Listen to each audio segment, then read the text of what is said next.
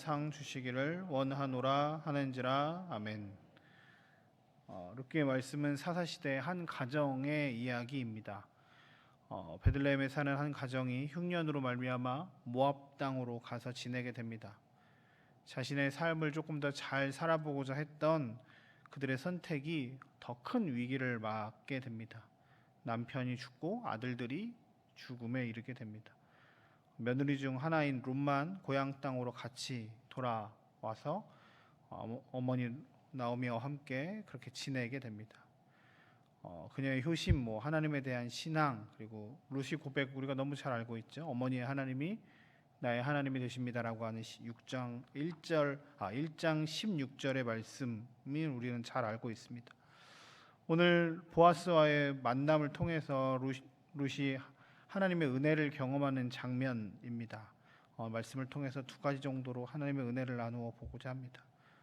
첫 번째는 미천한 우리를 구원하시는 하나님에 대한 은혜를 우리는 8절에서 12절 사이에 느끼게 됩니다. 오늘 10절 11절에 보면 룻의 태도를 볼 수 있습니다. 룻이 엎드려 10절입니다. 땅에 얼굴을 대고 절하고 그에게 말하는데 내가 이방 여인인데 어찌 당신이 나에게 은혜를 베푸시며 나를 돌보십니까? 라고 말합니다.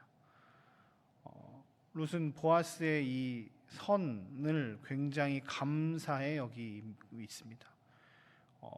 이 시절 과부에게서 경제적으로 무언가를 할 수 있는 것은 굉장히 없는 시절이었습니다. 여자 혼자서 경제적으로 무언가를 해서 돈을 벌어서 이렇게 살아가는 것들이 참 쉬운 일이 아니었습니다. 누군가의 도움이 아니면 살아갈 수가 없습니다.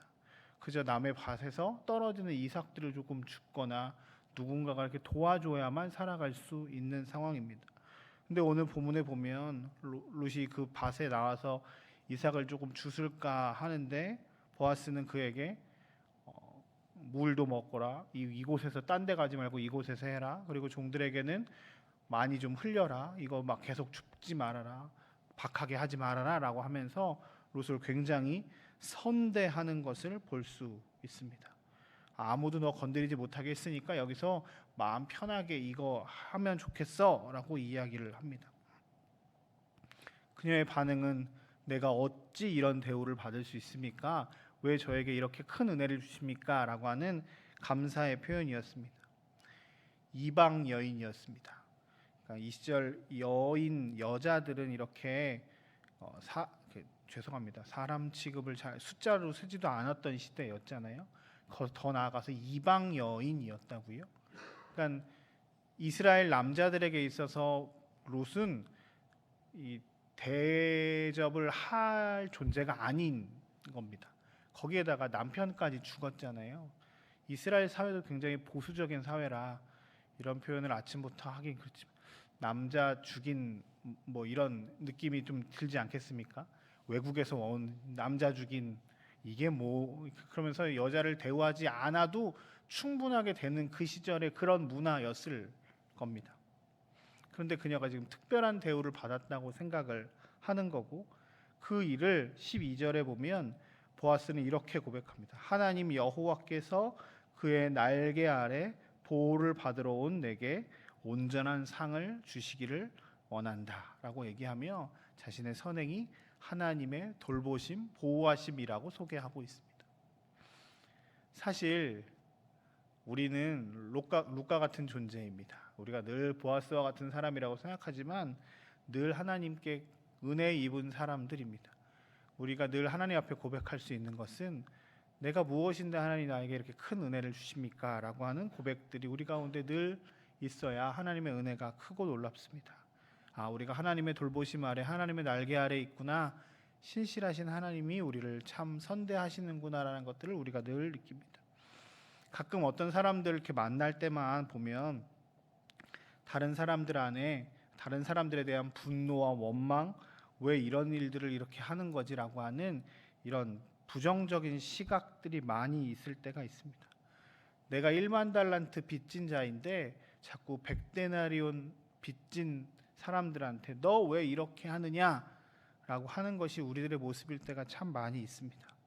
오늘 하나님의 보호하심 아래, 하나님의 날개 아래 있음을 우리는 또한 고백하며 나아가는 은혜가 우리 가운데 있었으면 좋겠습니다.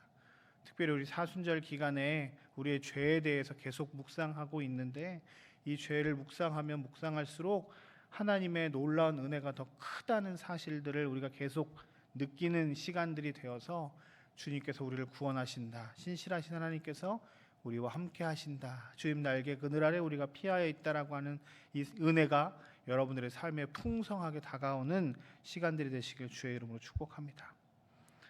두 번째는 오늘 만남의 축복이라고 잡아봤는데요. 롯에게 있어서 도움은 어떤 돈을 많이 받는 것도 있지만, 그에게 가장 큰 은혜는 만남의 축복이었습니다. 우리가 그냥 쉽게 생각하면 외국 여자, 그러니까 우리로 치면 시골에 이렇게 이사 온 과부고, 그것도 우리나라 사람이 아니라 외국 여인이었습니다. 그녀에게 있어서 이곳에서의 삶이 그렇게 녹록하지 않았을 겁니다. 롯에게 무슨 소망이 있을까요? 그에게 꿈이 무엇이 있을까요? 아마 꿈도 희망도 없을 겁니다. 오늘 하루 그냥 배고프지 않게 살았으면 좋겠다. 어머니 잘 내가 좀 모실 수 있도록 누군가 나에게 이런 거 조금 잘, 하루라도 잘 먹고 있었으면 좋겠다. 그런데 꿈이라도 꿀까요? 다시 결혼을 할 수 있을까? 다시 뭘 할 수 있을까? 학자들에 따르면 룻의 나이가 이 시절에는 뭐 10대 중후반에 결혼을 했을 거고, 아기가 없는 상황에서 조금 지냈으니까 많이 친다고 해요. 20대 초반, 10대 후반 뭐 이 정도 있을 거라고 추측을 합니다. 뭐 50, 60까지 산다고 치면 꽤 많은 시간을 혼자 보내야 될 뿐만 아니라, 그 시간 동안 누군가의 도움이 없으면 살아갈 수 없는 가장 연약한 존재로 살아가야 할 것입니다. 그에게 있어서 보아스는 엄청난 만남의 축복이었습니다. 자신의 삶이 변화될 뿐만 아니라 누군가를 의지하여서 이제 힘들지 않게 살아갈 수 있는, 어쩌면 굉장히 큰 복이 그저 하루 먹고 사는 것이 아니라 보아스와의 만남이었을 겁니다. 그 만남을 통해서 룻은 하나님의 사랑을 느낍니다. 그 만남을 통해서 하나님이 나와 함께 하심을, 어머니의 신앙이 나의 신앙이 되었고 이제 믿음으로 살아가겠다라고 결단했던 그 신앙이 만남의 축복을 통해서 하나님의 놀라운 은혜로 꼽히게 되는 것을 볼 수 있을 겁니다. 제가 늘 우리 성도님들을 위해서 기도하는 가운데 가장 큰 기도의 제목 가운데 하나가 만남의 축복입니다. 여러분들이 삶에 하나님의 놀라운 만남들이 있기를 소망하고, 여러분들의 자녀들이 늘 놀라운 만남들이 있어서 그 만남을 통해서 하나님의 은혜를 경험하는 시간들이 되었으면 좋겠습니다. 하나님은 사람을 통해서 일하시고, 하나님은 사람을 통해서 놀라운 하나님의 역사를 나타내십니다. 또한 하나 더 나아가서 우리가 한 사람의 보아스가 되기를 소망합니다.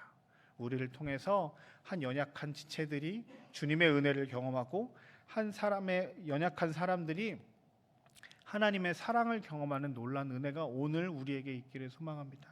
하나님이 오늘 우리에게도 만남의 축복을 주셔서 우리가 하나님의 날개 아래 거함을 경험할 뿐만 아니라 우리를 만나는 많은 사람들이 또한 그런 은혜를 경험하는 복된 하루가 되길 주님의 이름으로 축복합니다.